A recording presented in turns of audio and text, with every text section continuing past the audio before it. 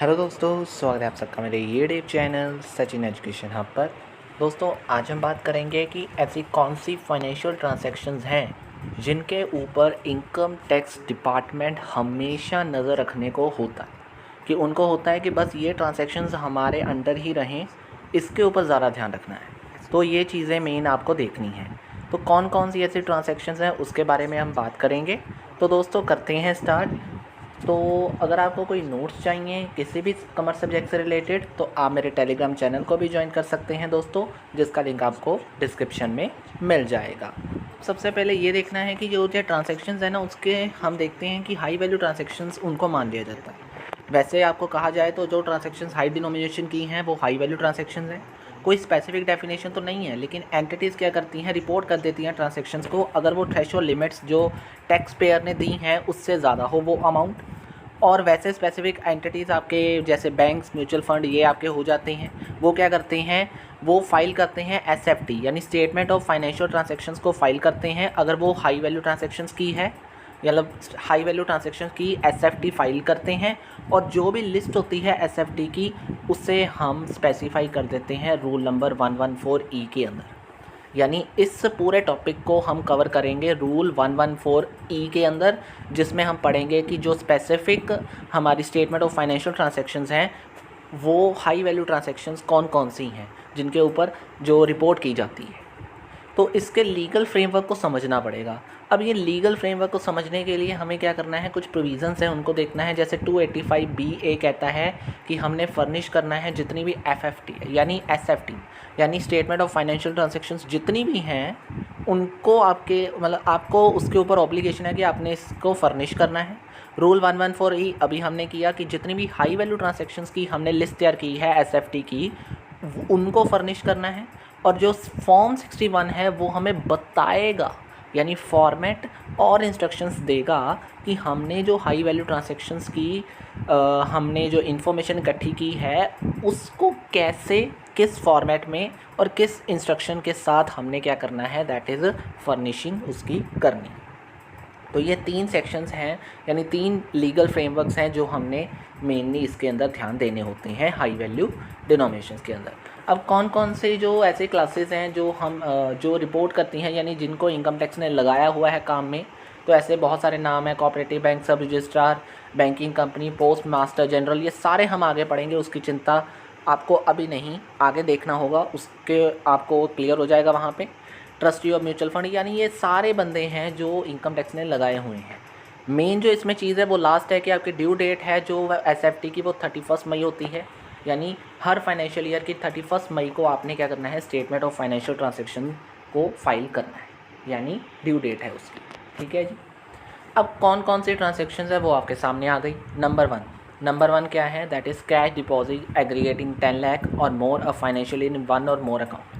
चाहे other than current, मतलब time और करंट अकाउंट्स को छोड़कर अगर आपने कोई ऐसा कैश डिपॉजिट करवाया है 1 साल के अंदर अंदर किसी भी अकाउंट में जो 10 लाख से ज़्यादा है उस केस में, और कोई ऐसा कैश जो 10 लाख से ज़्यादा है एक फाइनेंशियल ईयर में और वो आपने टाइम डिपॉजिट के अंदर करवाया है, रिन्यूअल का टाइम नहीं है उसके अलावा, या फिर आपने कोई ऐसा कैश विड्रॉल या डिपॉजिट करवाया है जो 50 लाख से ज़्यादा है करंट अकाउंट के अंदर, या कोई ऐसी पेमेंट जो आपने 10 लाख से ज़्यादा की है एक financial year as a bank draft या प्री पेड इंस्ट्रूमेंट जो कि आरबीआई ने देख ली है।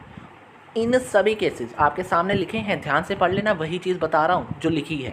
उन तीनों केसेस के अंदर आपने क्या करना है, अगर आपकी ये अमाउंट बहुत ज़्यादा हाई हो जाती है यानी ये स्पेसिफाइड लिमिट से ज़्यादा हो जाती है 10 लाख या फिर 50 लाख, तो उस केसेस में आपकी जो बैंकिंग कंपनी है या कोऑपरेटिव बैंक्स हैं वो क्या करते हैं, इनकम टैक्स को रिपोर्ट कर देते हैं इन चीज़ों की।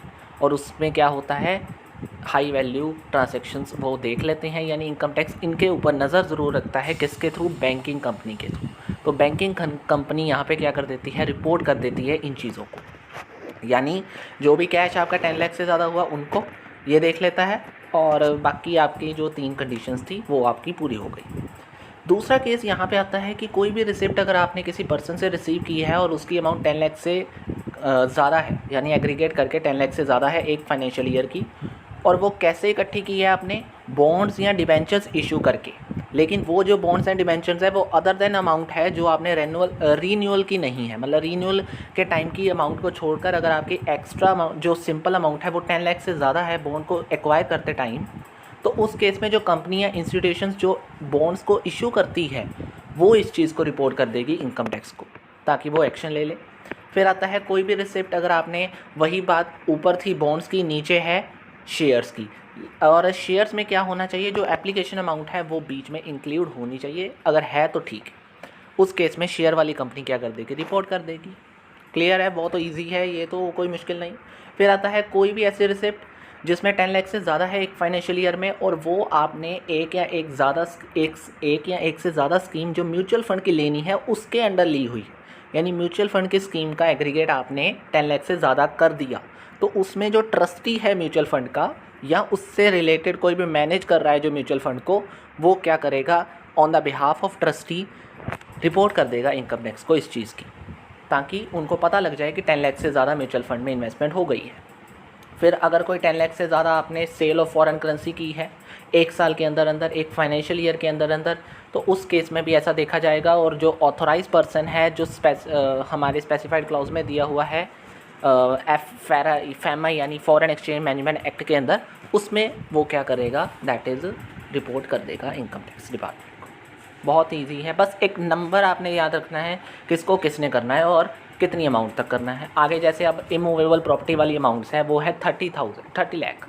30 लाख से ज़्यादा अगर हो गई, आपने इमूवेबल प्रॉपर्टी की कोई खरीदी है और वो 30 लाख से ज़्यादा है उसकी अमाउंट, तो इंस्पेक्टर जनरल जो अपॉइंट किया गया है वो इस चीज़ को रिपोर्ट कर देगा इनकम टैक्स को कि आप देखो इस चीज़ को, इसमें कोई खपला तो नहीं है। फिर आता है receipt of cash payment exceeding 2 lakh for sale any person of goods and services. अगर 2 लाख से ज़्यादा आपने कोई सेल कर दी है किसी भी गुड्स की और उसकी रिसिप्ट आपको मिली है 2 लाख से ज़्यादा की, यानी आपने सेल की है 2 लाख से ज़्यादा, सिंपल की जाए, किसी भी नेचर की वो सर्विस या गुड्स हैं, तो कोई भी पर्सन अगर टैक्स ऑडिट के अंदर लायबल है वो इस चीज़ को रिपोर्ट करेगा। यानी कौन सा पर्सन, अब any person who is liable for tax audit.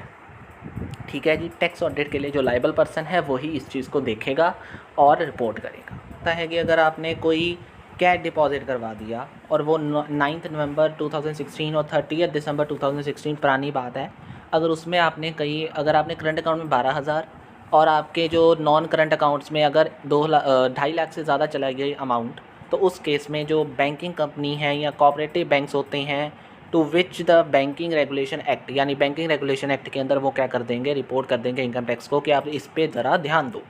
फिर आता है अगर आपने कोई कैश डिपॉजिट करवाया है 1 अप्रैल 2016 से लेकर 9 नवंबर 2016 तक, तो उस केस में जो पोस्ट जनरल मास्टर है वो जो रेफर किया गया है, स्पेसिफाई किया गया है, वो रिपोर्ट कर देगा इनकम टैक्स को इस चीज़ की। और जो लास्ट आता है buyback of shares from any person other than shares bought in open market if the value aggregating 10 lakhs और मोर इन अ फाइनेंशियल ईयर। अगर आपके बायबैक की अमाउंट उन शेयर्स को छोड़कर जो आपने ओपन मार्केट में ख़रीदे हैं उनको एक्सेप्ट यानी छोड़कर अगर आपके बायबैक की अमाउंट 10 लाख से ज़्यादा चली जाती है या 10 लाख हो जाती है एक फाइनेंशियल ईयर के अंदर, तो उस केस में जो कंपनी लिस्ट की गई है, रिकॉग्नाइज की गई है स्टॉक एक्सचेंज के अंदर और जिसने परचेज़ किए हैं अपनी ही सिक्योरिटीज़ को, वो कंपनी क्या करेगी, कंपनी एक्ट 2016 के अंडर तहत जो कंपनी है ये स्टॉक एक्सचेंज में लिस्टेड है, वो इनकम टैक्स को इस बात की रिपोर्ट कर देगी कि आपने जो हमें काम सौंपा था हमने उनमें से कुछ फाइंड आउट किया है, आप ज़रूर इसके ऊपर देखें। यानी ये जितने भी ट्रांजैक्शंस हैं ये टोटली रडार के अंदर आ रही हैं, यानी टोटली इनकम टैक्स डिपार्टमेंट इनके ऊपर नज़र रखा हुआ है कि अगर इनकी अमाउंट इतने से भी ज़्यादा चली गई तो हमने इनको देखना है। यानी ये जो पर्सन्स उसने रखे हुए हैं ये पर्सन्स रिपोर्ट कर देते हैं इनकम टैक्स को और इनकम टैक्स इनके ऊपर फिर नज़र लेता है क्या चक्कर है इन सब का, क्यों आगे गई है अमाउंट, सही तो है या नहीं। अब 2020 के अंदर कुछ न्यूली एडेड थ्रेशोल्ड लिमिट्स आ गई, मोदी सरकार ने कुछ और भी ऐड कर दिए इसके अंदर, जैसे कि पेमेंट कर जब हम होटल को करेंगे अगर वो 20,000 से ज़्यादा चली गई तो उस केस में भी आपकी जो मतलब इनकम टैक्स है उसके ऊपर देखेगा एक बार। फिर आता है अगर आपने प्रॉपर्टी टैक्स पेमेंट की है पर एनम है वो 20,000 से ज़्यादा चली गई, उसमें भी देखेगा वो एक बार। फिर अगर आपका हेल्थ इंश्योरेंस प्रीमियम है वो 20,000 से ज़्यादा चला गया, LIC प्रीमियम है वो 50,000 से ज़्यादा चला गया, तो उस केस में इनकम टैक्स देखेगा। कोई educational fees, donation, electricity consumption per year या फिर ज्वेलरी की परचेजिंग या पेंटिंग, मार्बल एटसेट्रा, कुछ भी 1 लाख से ज़्यादा चला गया तो भी नज़र पड़ेगी आपके ऊपर।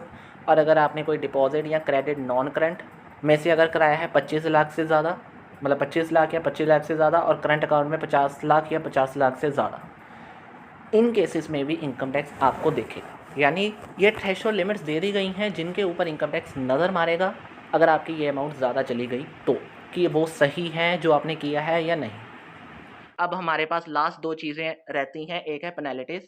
पेनल्टीज़ क्या है कि उन्होंने सेक्शंस बना दिए अंडर सेक्शन 271 एफए के अंदर, अगर पर्सन ने मतलब who is required to furnish statement of financial transactions और reportable account fails to do. अगर अंडर सेक्शन 271 की बात की जाए, तो अगर आप उसमें फर्निश करने में असफल हो गए, यानी जिस पर्सन को लगाया गया उसने वो चीज़ फर्निश या रिपोर्टेबल नहीं की, तो उसको पर डे 500 क्या है दैट इज़ पेनल्टी देनी पड़ेगी। ठीक है? जब से वो फेलियर कंटिन्यूज़ हो रहा है तब से। फिर अगर पर्सन फर्निश करना भूल, मतलब if a person fails to furnish such statement within the time period, अगर वो एक नोटिस इश्यू कर दिया जाता है, अगर उस नोटिस के टाइम पीरियड के अंदर भी उसने वो चीज़ फर्निश नहीं की, तो उस केस में भी उसको पेनल्टी लगेगी, लेकिन वो पेनल्टी बढ़ जाएगी। कितनी बढ़ जाएगी? 1000 हो जाएगी पर डे के हिसाब से। और 271 एफ डबल ए सेक्शन क्या कहता है? अगर रिपोर्टिंग, यानी if a prescribed reporting financial institution who is required to furnish statement, जिसे कहा गया था और उसने गलत इंफॉर्मेशन दी है, then such person shall be liable. उसे भी पेनल्टी लगेगी, लेकिन उससे बहुत ज्यादा पेनल्टी लगेगी क्योंकि उसने गलत इंफॉर्मेशन दी है। कितनी लगेगी? 50,000 लगेगी। तो ये हमारे पास पेनल्टी सिस्टम था जो अगर आपने नहीं माना तो लगेगा। अब मेरा लास्ट कंक्लूजन क्या है बीच में, कि it is a win win for both honest taxpayers and the government, where the initiative not only ease the compliance but expected to add more taxpayers to the formal economy and collect more tax। ये जीत होगी उन सभी honest ईमानदार taxpayers की, या फिर and government की, मतलब टैक्सपेयर्स जो ईमानदार है उनकी भी जीत हो जाएगी और जो गवर्नमेंट है उनकी उसकी भी होगी। वेयर द इनिशिएटिव, अगर जो हम ये इनिशिएटिव प्रोवाइड कर रहे हैं not only is the compliance, ये हमारा सिर्फ काम ही इजी ना कर दे, हमारी ड्यूटी ही इजी ना कर दे, बल्कि expected to add more tax payers, ये हमें मोर टैक्स पेयर्स, मतलब जो मोर टैक्स पेयर्स हैं जो ये सोचते हैं कि हाँ अगर हमने ये किया, अगर वो भी ये मान जाएं, मतलब ऐसा सिस्टम तैयार करो, मतलब ये एक ऐसा सिस्टम है अगर हमने ऐसा किया तो वो भी ऐड हो जाएंगे, मोर टैक्स पेयर्स ऐड हो जाएंगे इस फॉर्मल इकोनॉमी के अंदर, और हमें ज़्यादा से ज़्यादा टैक्स कलेक्ट करने को मिलेगा और इकोनॉमी को ज़्यादा से ज़्यादा फ़ायदा होगा, गवर्नमेंट को ज़्यादा से ज़्यादा फ़ायदा होगा। तो ये एक जीत मानी जाएगी अगर हमने ऐसा किया। तो इसी के साथ थैंक यू वेरी मच, मेरा जो ये टॉपिक था वो कंप्लीट होता है। Thank you.